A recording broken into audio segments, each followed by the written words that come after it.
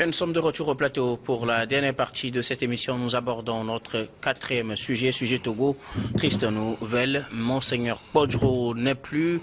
Nous allons donner donc lecture de cette annonce de la conférence des évêques du Togo, CET, annonce du décès de son Excellence Monseigneur Philippe Fanoko Podjro, révérend père, révérend frères et sœurs de la vie consacrée, frères et sœurs en Christ. Au matin de ce 9 janvier 2024, la nouvelle du décès de son Excellence Monseigneur Philippe Fanoko Podjro, archevêque émérite de Lomé, est parvenue à la conférence des évêques du Togo.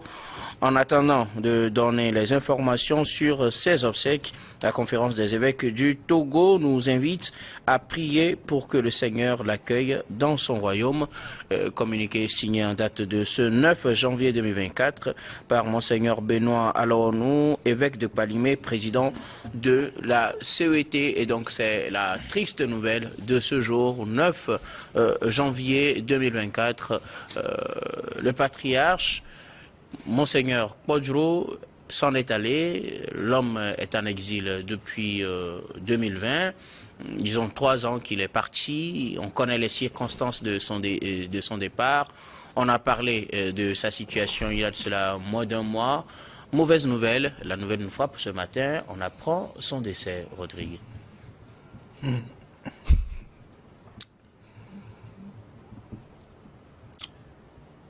Je ne devrais pas parler de cela si il ne s'agissait pas de notre patriarche à nous tous.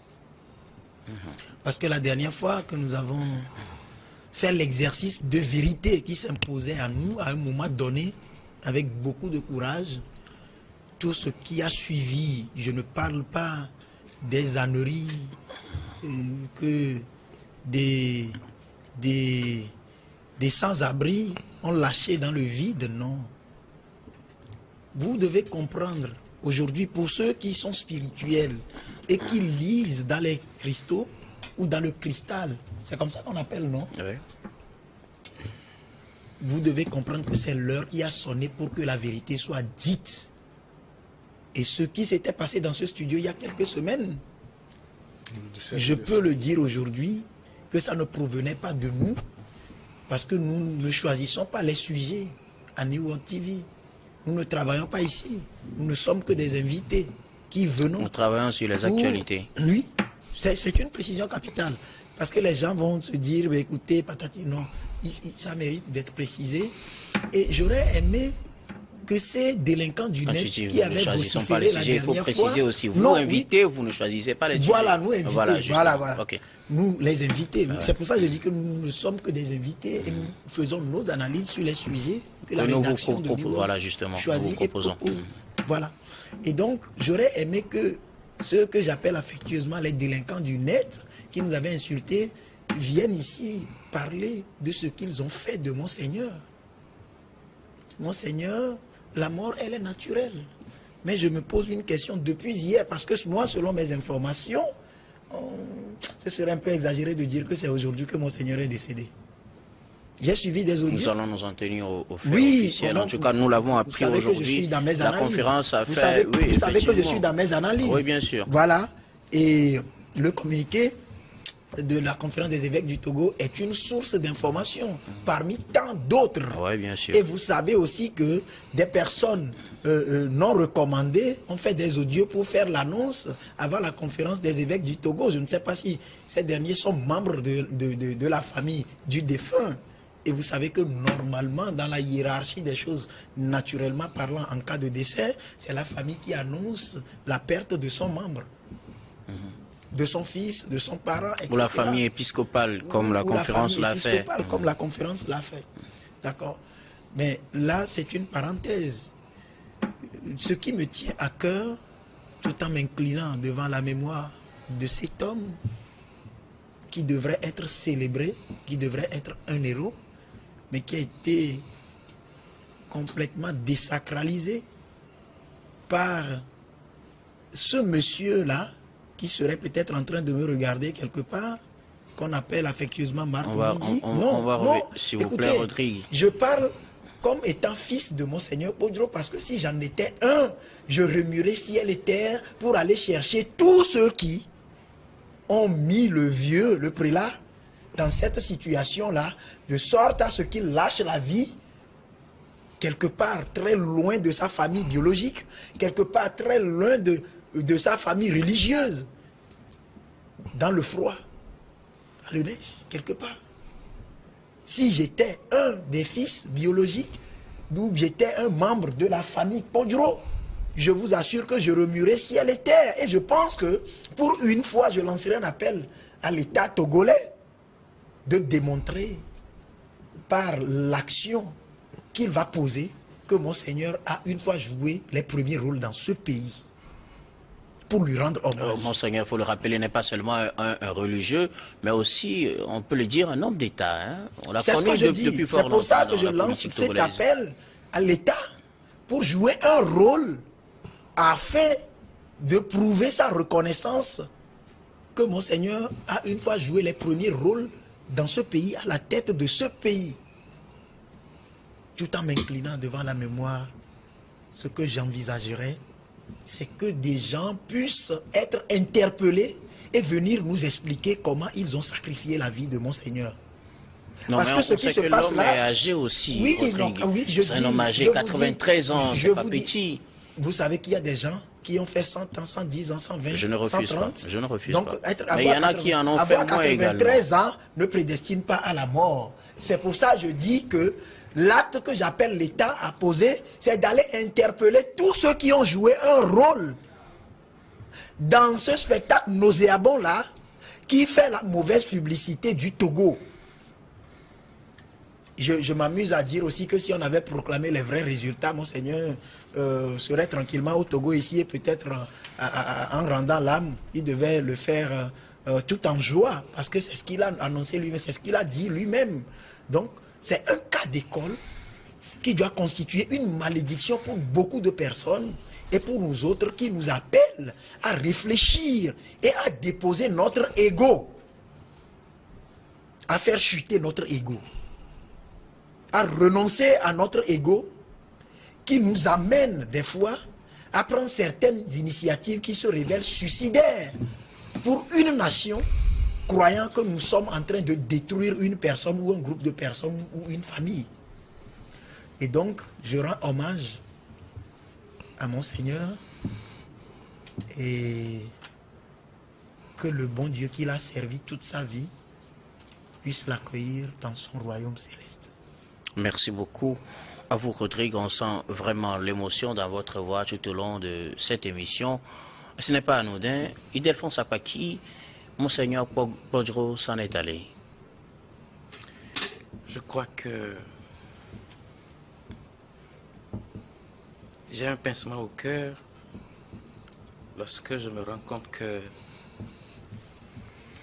ce bien public qu'est Monseigneur Podro, public à notre peuple, au regard des hauts postes qu'il a occupés, s'en est allé dans des conditions aussi troubles. Je suis émotionné. Je sais que le prélat a pris de l'âge.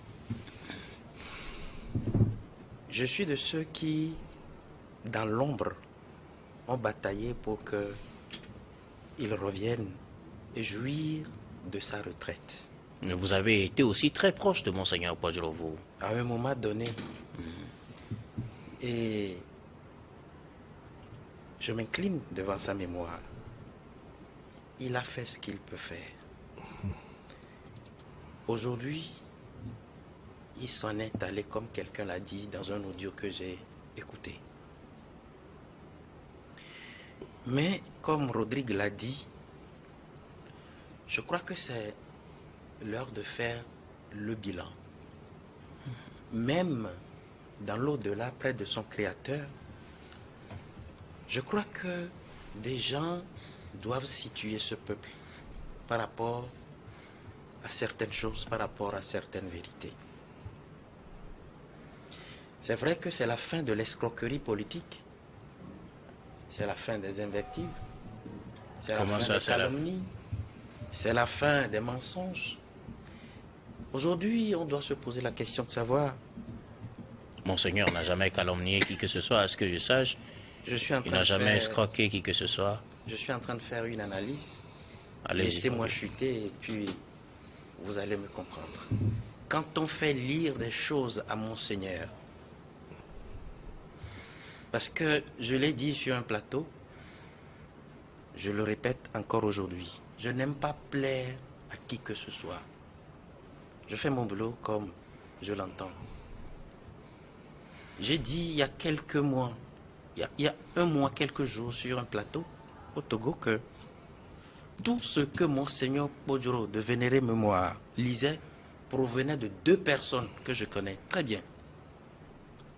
Monsieur Gabriel Agbeome Kodjo et de Marc Maudit. Je le dis et je l'assume. Ils étaient ses proches collaborateurs, Marc Maudit, oui, Gabriel Agbeome Kodjo, qui était le candidat de la dynamique Monseigneur Podjoro. Pourquoi eux-mêmes ils ne lisent pas les tests? Pourquoi? Vous avez fait allusion tout à l'heure à l'âge de Monseigneur. Oui, 93 ans. Et je sais que à un moment donné, on n'a plus tellement la lucidité de dire certaines choses et de poser un certain nombre d'actions ou d'actes. Ma question aujourd'hui... Vous voulez dire que tout ce qu'on a attribué à Monseigneur Podjoro, ces déclarations qu'on a vu faire, ne venaient pas de lui? Je crois que quand je l'ai dit il y a un mois, quelques jours, personne n'a eu le courage de lever le petit doigt parce que j'en sais beaucoup de choses. Si vous connaissez une certaine Foussena Djagba, personne n'âme. Vous saurez que entre elle et moi, il y a eu beaucoup de choses qui ont été dites. Je sais comment les vidéos de Monseigneur Podjoro sont réalisées. Je sais qui sont ceux qui écrivent. Et même dans nos studios, quand vous, les animateurs, vous invitez Monseigneur Podjoro et que vous lui posez un certain nombre de questions, puisque je reste d'habitude dans ces studios-là, je sais qui lui griffonne quelque chose sur papier et qui le lui glisse. Et il en parle. Vous savez ce que Amadou Ampateba nous apprend par rapport à la parole? La parole a horreur de trois choses. N'être pas dite à temps. N'être pas dite après. Être dite avant. Et il conclut en disant, il faut un moment, il faut un lieu, une manière de parler. Ça, c'est Amadou Ampateba. Donc, c'est aujourd'hui que certaines vérités doivent être dites et sues de notre peuple. Parce que je rappelle encore que Monseigneur Podjoro est un bien public au regard des hauts postes qu'il a occupés dans cette république-là. Mais je voudrais savoir, aujourd'hui, qu'il est parti. On saura qui est qui et qui fait quoi. Aujourd'hui, Monseigneur Podjoro ne sera plus là, tenant une feuille tout en tremblant. Je ne sais pas si vous avez vu les dernières vidéos de Monseigneur Podjoro avant qu'il ne quitte ce monde des vivants. Vous aurez pitié de lui. Vidéos à l'exil, vous dans aurez la pitié neige, de lui. dehors. Oui, vous auriez pitié de lui parce que si c'était mon grand-père biologique, aujourd'hui, j'aurais porté plainte contre, premièrement, Marc Maudit, et deuxièmement, contre tout ce groupe-là qui ont agi au travers de Monseigneur Podjoro. Que reproche-t-on clairement à ces gens-là? Ils sont ses assistants, c'était ses proches, c'est eux qui l'aidaient dans son quotidien. Vous savez,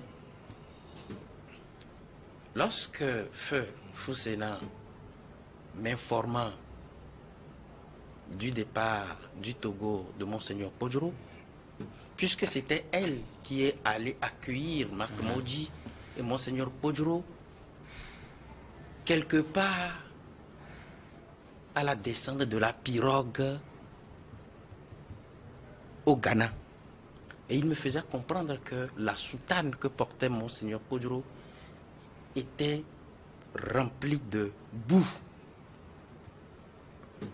Et quelques jours après, cette dame s'est bataillée pour que le prélat, puisque c'est le prélat qu'il a l'habitude de l'appeler, pour qu'il revienne. Vous savez, dans nos cultures africaines, on ne ment pas dans le compte d'un mort. C'est pourquoi je précise très bien ce que je suis en train de dire. Une délégation conduite par le doyen fidèle Nouboubo s'était rendue à Accra. Quelle ne fut leur surprise de voir Marc Modji s'opposer au retour du prélat. Cette dame s'est bataillée. Et chaque fois qu'on sait, les gens ont dit que la conférence épiscopale n'a pas travaillé. Aujourd'hui, je peux témoigner haut et fort tout le travail que la conférence épiscopale a fait en sourdine. Je le sais. Quelquefois, je le dis comme ça, mais aujourd'hui, je peux vous témoigner. Tout le travail que Monseigneur Bariga a fait quand Monseigneur Podjoro était à Accra.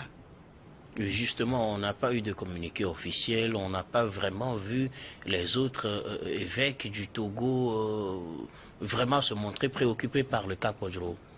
Est-ce que c'est dire que je suis en train de faire ceci qui pose problème, ou bien c'est dire après, nous avons fait ça et ça a donné un résultat potable?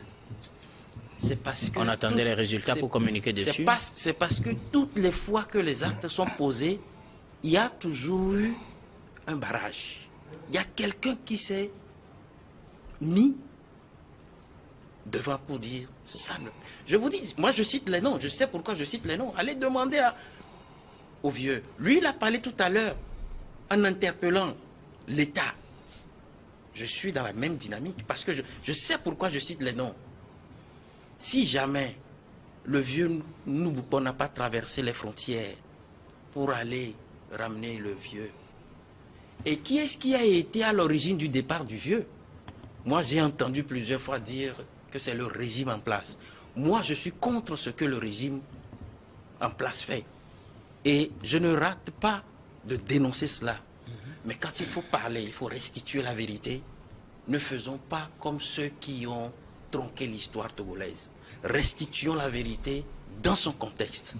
Monseigneur Podjoro, ce n'est pas la situation politique qui a fait partie, Monseigneur Podjoro? Peut-être volontairement, ou quelqu'un d'autre l'a poussé à aller en exil.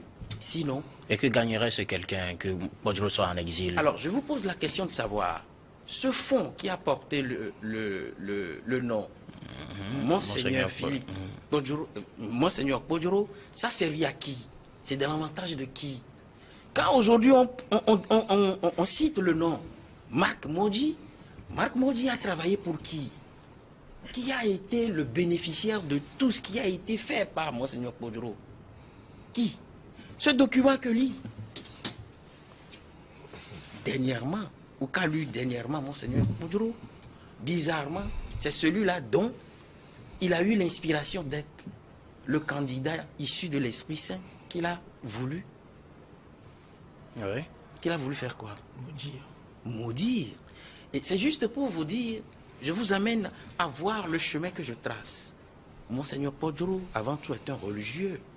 Mais si aujourd'hui, on parle d'un prélat qui est en exil politique, posez-vous la question de savoir quels ont été les pas posés par ce dernier pour qu'il soit aujourd'hui exilé politique. Alors, vous pensez qu'il a été manipulé? Je crois que Monseigneur Podjoro, comme je l'ai dit le 6 février 2021, est une victime consentante. Il était d'accord. Non mais, à un moment donné, il était d'accord. Je reprécise qu'il est une victime consentante. Et je le dis, et je ne veux plaire à personne.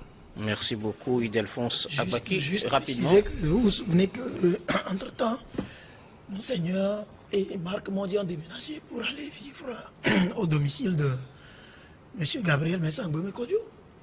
Quand on est venu pour interpeller les gens, les agents ont tranquillement ramené Monseigneur chez lui à la maison. Oui. Ce qui veut dire que ce n'est pas lui le sujet. On ne veut, c'est pas lui qu'on veut arrêter. Et vous pouvez peut-être vous souvenir également du spectacle qu'on a forcé Monseigneur à livrer devant le service des passeports. Simplement pour dire que on refusait de délivrer le passeport togolais à Marc Mondi. Oui. Sans dire aux Togolais que c'est un passeport qui a été confisqué dans une démarche judiciaire. Donc si Ildefonse parle de manipulation et d'exploitation abusive et tronquée de l'image de Monseigneur, mais ça doit beaucoup plus être ou constituer des éléments sur lesquels l'État togolais doit aujourd'hui se baser pour agir et prouver sa reconnaissance à cet homme d'État-là qui, d'une façon ou d'une autre, s'est retrouvé dans une situation qu'il n'aurait jamais voulu lui-même. Merci beaucoup, Rodrigue. Alors, Credo Tété, la triste nouvelle est tombée ce matin, 9 janvier 2024. Monseigneur Fanoko Podjro n'est plus. C'est une triste nouvelle. Lorsque nous avions appris le rappel à Dieu de Monseigneur Podjro, je crois qu'il aimait, lorsqu'il faisait les messes d'enterrement, les oraisons funèbres, il aimait une chanson sur le seuil de sa maison. Notre Père t'attend. Aujourd'hui, nous retournons.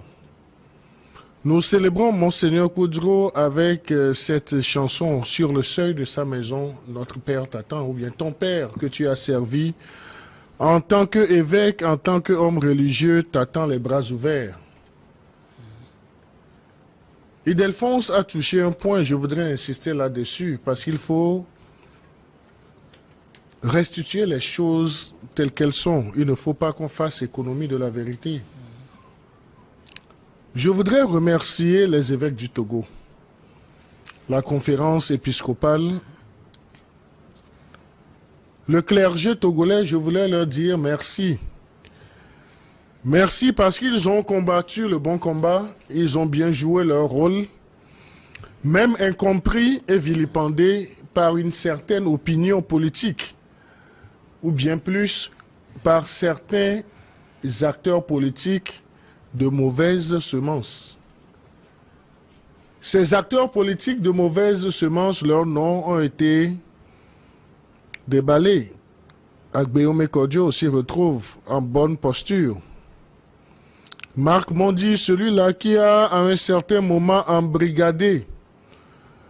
Je suis tenté de le dire. Par quelle manière? Il a su domicilier Monseigneur Podjro et faire jouer certains rôles, comme le disait Rodrigue, nauséabonds à Monseigneur Podjro, parce que jouant sur son âge. Ils ont poussé Monseigneur Podjro à l'ostracisme, exploitant sa naïveté politique légendaire. Aujourd'hui, ils pensaient exploiter Monseigneur Podjro à des buts lucratifs. La médaille d'Oyono, aujourd'hui, s'en est allée. Nous nous posons la question, que va devenir Marc Mondi? Aujourd'hui, certes, il a son statut d'exilé politique en Suède. Est-ce que ça suffit? Je me demande si le demi-million de dollars collectés avec le nom de Monseigneur Podjro, combien il en existe encore? Si je sais que ces fonds ont été utilisés à louer des villas avec piscine à Accra, à faire la belle vie, à aller au Burkina, à aller au Bénin, et à trimballer Monseigneur Podjro dans les avions juste pour des besoins de semences financières. Monseigneur Podjro aurait pu vivre tranquillement au pays. Pourquoi nous le disons? Je réitère ce que mes deux confrères ont dit.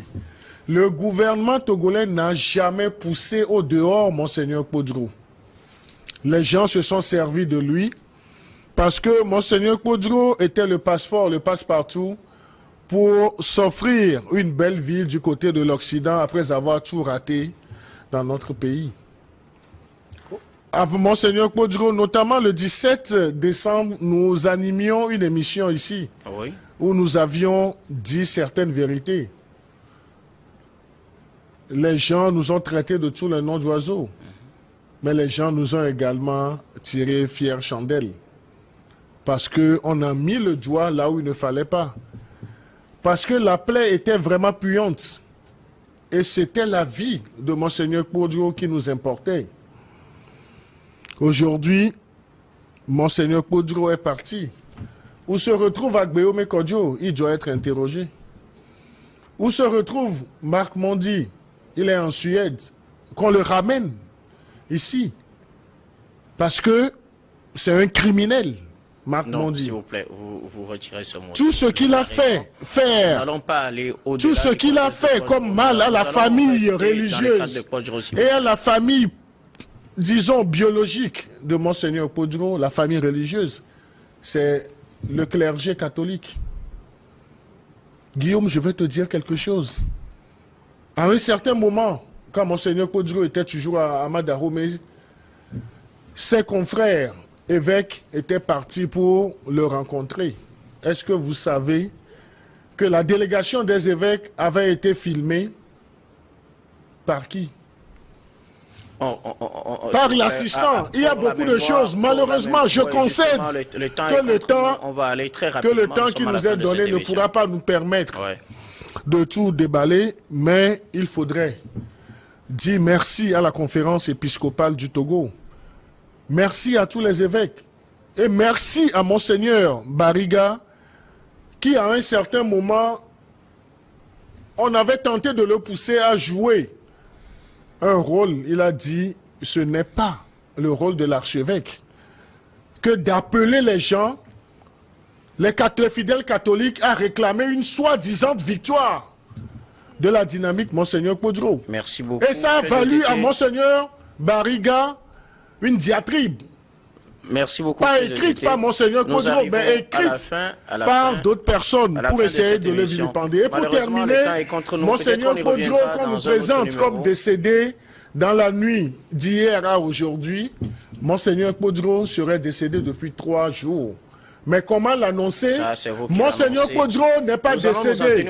Monseigneur Podro n'est pas décédé à l'hôpital. Monseigneur Podro est décédé là où on lui a donné un oreiller. Merci beaucoup. Credo, nous arrivons à la fin de cette émission. Vous allez vraiment m'excuser, le temps ne nous a pas suffi, mais nous sommes obligés de nous arrêter pour la suite du programme du soir. Merci à vous. On ne pourra pas faire aussi les derniers mots, puisque nous sommes pratiquement totalement arrivés à la fin. Merci beaucoup à vous. Credo Tété, vous êtes journaliste au journal Le Médium. Merci d'avoir répondu à notre invitation. Merci, et puis paix à l'âme de Monseigneur Podro, qui serait décédé finalement d'un cancer avancé de la prostate. Merci beaucoup à vous, Rodrigue Aego. Vous êtes journaliste et analyste politique. Merci beaucoup d'avoir répondu à notre invitation. Merci. Merci également à Idelphonse Akpaki. Vous êtes également journaliste, promoteur de la Gazette du Togo. Merci d'avoir répondu à notre invitation. Je vous dis merci et puis je voudrais que des interpellations soient faites et que les Togolais comprennent beaucoup de choses. Merci.